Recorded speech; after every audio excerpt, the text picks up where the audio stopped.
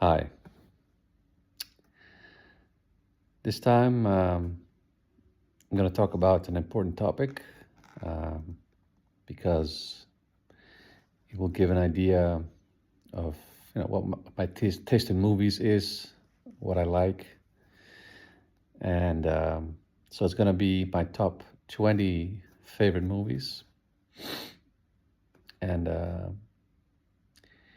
probably do this in two parts because obviously I want to talk about the movies a bit, and so I'm not sure how long it will take.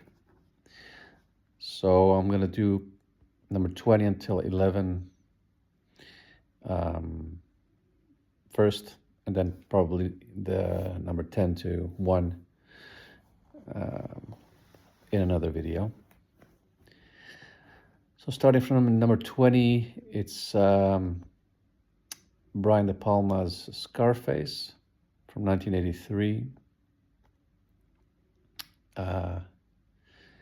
One of the most famous, popular, yeah, gangster films of all time. It's not like as well respected as something like The Godfather or even Goodfellas. It's a bit more, yeah, how can I say? Yeah, in a way, it's a little bit more, let's say, trashy. It's a bit more, also very much a film of its time, but because it really reeks of like early '80s and the way it's shot and the music. It's very much a film of its time, but it's definitely a film that it's gained a certain reputation as a respected film as well. At the time it came out, it was not that well received, and it became kind of like a cult movie over time. But yeah, I just find it very, very entertaining to watch. It's just Al Pacino is just amazing in this movie, and one of my absolute favorite performances by anyone in anything ever. I mean, I think is just amazing in the film. It's like his character is like it doesn't really change or evolve that much, but he's just very convincing. I think in that role. To me, it doesn't feel like he goes over the top like some people say. I mean, I really believe that someone like him could have existed and probably did exist in that period. And I just love it. He's funny. He's like very determined, very tough, and just I don't know. He's just so very fun to watch this character somehow. And that's really the main biggest reason why the movie works. But it's very well made. It's almost 3 hours long, but you really don't feel it at all. It's one of the yeah, definitely one of the fastest paced near 3 hour movies that I've ever seen. And yeah, the performances are all very good. I like the characters played by Robert Loggia, F. Murray Abraham. Yeah, the performances also of Michelle Pfeiffer and Stephen Bauer are solid. So, yeah, a really entertaining movie, and you can really understand why it's so popular. And yeah, so that's that. Number 19 is Christopher Nolan's Memento, which is still my favorite film by Christopher Nolan. I like a lot of his other films. I don't care for some of his films either. I'm not crazy about his Batman movies, or Oppenheimer, or Tenet, or Dunkirk. His last few films I didn't really enjoy. I really liked Interstellar. I do like Inception and The Prestige, Insomnia. To me, though, Memento is still his best film. It's the one that made him, famous, let's say, or yeah, definitely was his breakthrough. And yeah, it's very, very original, very clever. The way it uses, this premise of the guy who has no short-term memory, and in this movie, it really makes sense to have a lot of like jumps in time because it's disorienting and it makes you feel like the character. And in this movie, it really works very well. But I feel that it works so well that I feel that he reused it in some movies that was not really that necessary. Um, but yeah, when it comes to this movie, it works very well. Um, it's very, the story itself is very kind of simple, but it really holds your attention, and I really like the way the conclusion. It's kind of, yeah, it really works very well on every level. It's very cleverly constructed, and yeah, good performances too. Yeah, nothing more to say. Number 18, it's Stanley Kubrick's Eyes Wide Shut. And this is just a very intriguing and fascinating movie, by someone who's my favorite director.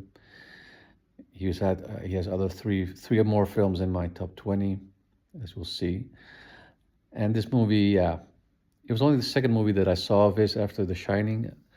I was pretty young to see it. I was only 14, but I think I was a fairly sophisticated movie watcher even by then. But I mean, a little bit too young probably, but it always fascinated me. This film, I think it has. It's very absorbing, very immersive, and hypnotic, almost like many of his films. And it's beautifully shot, and just it has that very unique Kubrick style, that you can always recognize, and that's really one of the best parts of the movie. It has that openness to interpretation of what it all meant and what really happened that a lot of his films have. It has also maybe my favorite performance by Tom Cruise. I think he's very likable in this film, and let's say vulnerable, and also yeah, I think in a lot of his movies he's a bit of an arrogant guy. In this movie, he's very relatable and likable, and yeah, Nicole Kidman also very good. She has. She's not really that much in the film even, but she has a few key scenes, of course, which is very good. I really like the character played by Sidney Pollack, who like kind of embodies this kind of a filthy rich, powerful guy that seen everything. Very interesting character that people don't really talk about when mentioning this movie. But he plays it in very effortlessly, and is a very important character in the film, especially in the last part. So yeah, that's all. That's it. And next is number 17, Quentin Tarantino's Pulp Fiction. Yeah, it's a classic from the 90s. Very influential film, of course. And very cleverly written, very entertaining. Yeah, like a bit like Memento, it kind of jumps around a bit in time periods, and it's very clever how the different stories intersect, and they're all very interesting and very cool characters, of course. Samuel Jackson, John Travolta, Uma Thurman. they're all great in the movie. Bruce Willis, although basically Bruce Willis plays more or less himself, but yeah. Yeah, it has amazing dialogue. It's funny, and it's basically a lot of things have been said about it. It's just a very fun, cool, entertaining, and yeah, brilliantly written film. There's nothing really more to say about it. So number 16 is Martin Scorsese's Goodfellas, another gangster film. And this is the highest ranked gangster movie in my list. It's a genre that I quite like. I don't like that many different gangster movies, but there's a couple that I really love. I guess you could say Pulp Fiction is partly also a gangster movie. It's a crime movie about criminals, yeah. But when it comes to like mob movies, about the Italian mob, for sure Goodfellas is my favorite. I like it more than The Godfather. It's again extremely entertaining, amazingly well acted, and just very immersive into that world. It really makes you feel a part of it in a kind of scary way almost.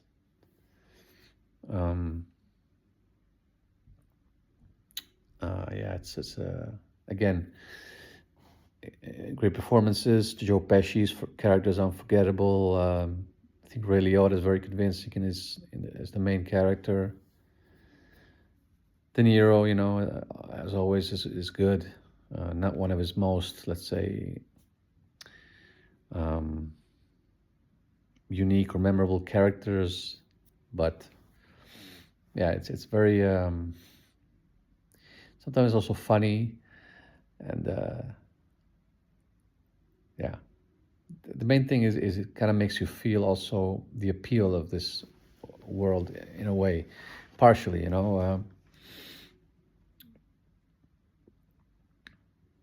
yeah. So I think that's all I wanted to say about it. Number 15 now is Terrence Malick's The Tree of Life from 2011.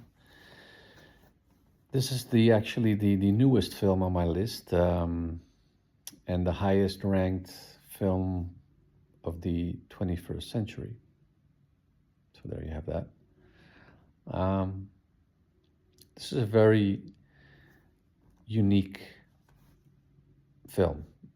It's kind of hard to describe.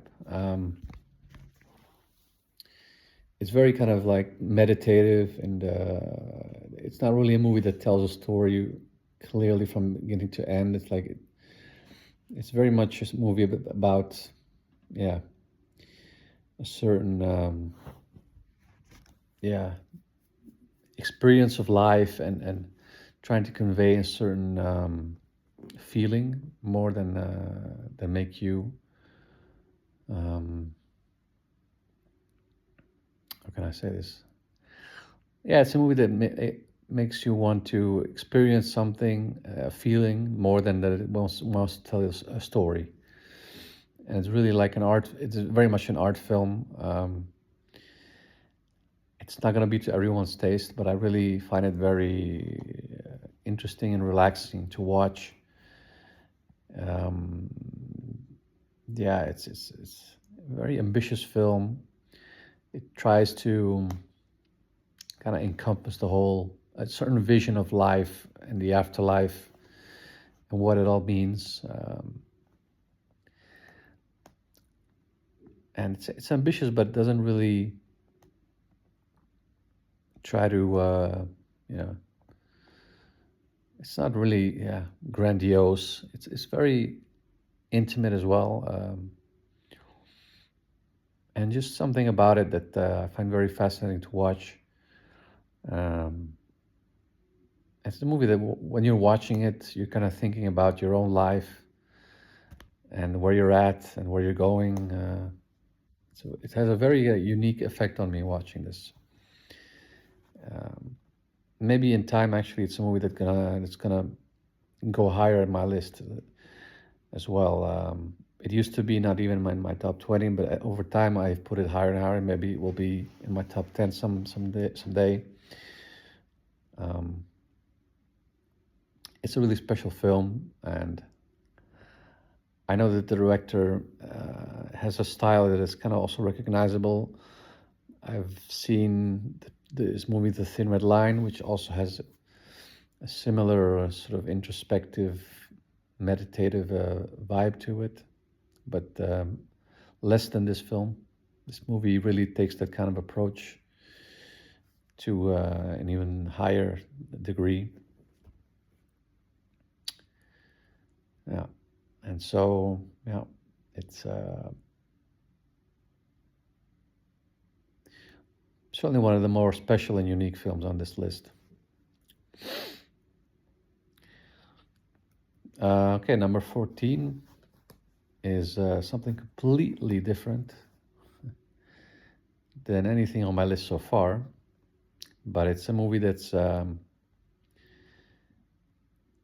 shows that I also really appreciate good, solid entertainment, just pure entertainment.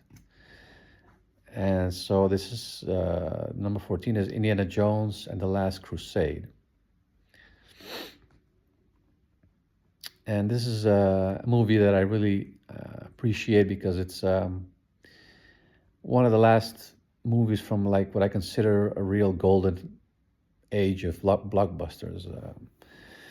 To me, the time when Steven Spielberg and George Lucas were making these Indiana Jones movies, and also when the Star Wars movies were made, and some other movies that Spielberg produced and directed in this time.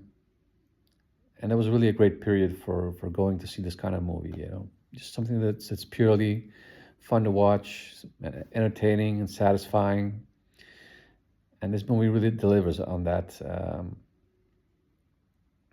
It's just a pure pleasure to watch. It's super entertaining. It's a bit funnier also than the other two. The other two, that were made in the 80s. Let's not mention the newer ones in this video. I already talked about them. But yeah, this movie, again, a lot of fun, and also really benefits from the presence of Sean Connery as Indy's dad. He has great chemistry with Harrison Ford. So yeah, that's the opening sequence is also a lot of fun. But anyway, I've talked about this movie in a video as well dedicated to Indiana Jones only, which I've done recently. And yeah, so this movie is in my top 20, and Temple of Doom would be somewhere in my top 30, and Raiders will be in my top 10. I can already say that. I will reveal which place. But yeah, so that's it. But this one. Number 13 is Disney's Pinocchio from 1940. This is my favorite of the, let's say, classical, let's say traditional Disney films. Yeah, it's always been one of my favorites. Well, yeah, my favorite because this movie it's just a great little adventure film, and the animation is awesome. Yeah, it's the voices are great, and the characters are memorable. It's very imaginative, and it's just yeah, it's funny. And I always somehow had a kind of a special regard for this film. I haven't seen it in a long time, but I think if I would still enjoy it. Maybe it is might be a little bit high on my list, but yeah, always have had a special affection for this movie. Number 12 is The Empire Strikes Back. Yeah, the best Star Wars movie ever. Uh, just highly entertaining. Really expands the universe of the first movie. Introduces a lot of interesting characters and really, yeah, it's a much bigger film. I feel it's much more ambitious, uh, complex emotionally. You have a great character like Yoda being introduced, Lando Calrissian, and of course that great ending, the twist at the end, with Darth Vader saying he's Luke's father. Yeah, great stuff. This is the movie that really got me interested in Star Wars, in the whole saga. And yeah, it's this movie's success that really turned Star Wars into this huge saga, because it didn't repeat the formula of the first movie. It really, yeah, took some interesting twists and turns. It was unpredictable. It put the heroes in difficult situations that they didn't fully get out of at the end of the movie. So it really left you hanging for the third one. So yeah, it was all very, very well done. And certainly one of the best sequels ever made. Okay, number 11 is again something totally different. Schindler's List, Steven Spielberg. Yeah, this is for me the ultimate like World War II movie. When I think of World War II, I always think of the images in this film. It's just very much evocative of that time period, in Central Europe. It's a very compelling film. It's not, these kinds of movies that are serious can be a bit boring, but this movie is not boring at all. It's very, very, yeah, well made, compelling. Really draws you into the story. Some great performances, of course. Liam Neeson, Ray Fiennes, and yeah, it's very yeah, well made, well shot. The production design and the cinematography are all very yeah, impressive. It's of course a very serious and sad film, but it's not, like I said, it's not difficult to watch in the sense that it's not a drag. It's a very absorbing film. It works well as a film. That's still important. Even telling a story like this, it still has to be, yeah, not entertaining, but that's not the right word. But it should still be compelling and moving, and it really works well. And this is a very, very, yeah, important film for anyone to watch who was interested in that time in history. Okay, so that was part one of my top 20 list.